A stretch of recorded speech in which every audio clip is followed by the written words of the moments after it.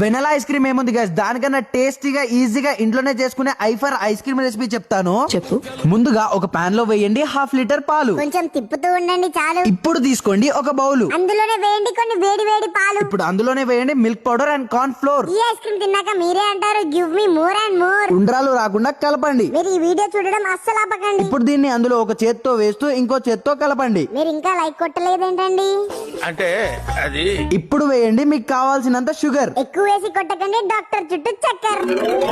ఇప్పుడు దీని అంతటిని మిక్సీ పట్టాలి. ఆ వాసన చూస్తే నీకు ఐస్ క్రీమ్ తినాలని కోరిక పుట్టాలి. బట్ దానికన్నా ముందు వేయండి డ్రై ఫ్రూట్స్ కొన్ని. వేసేయకండి, అన్ని పక్కకు పెట్టండి కొన్ని. ఇప్పుడు ఏదైనా పాత్రకి రాయండి కొంచెం నెయ్యి. ఇప్పుడు నువ్వు మిక్సీ పట్టిందంతా దాంట్లోకి తొయ్యి. ఇప్పుడు గట్టిగా ముయ్యండి మూత. అప్పుడు ఐస్ క్రీమ్ అంటుంది మే డీ ఫ్రిడ్జ్ లోకి జాతా. తొందర చలో. मैं नहीं चलूंगी, देखूंगी. పెట్టిన 5 to 6 అవర్స్ కి మన tasty home made ice cream అయితే రెడీ అయిపోతుంది.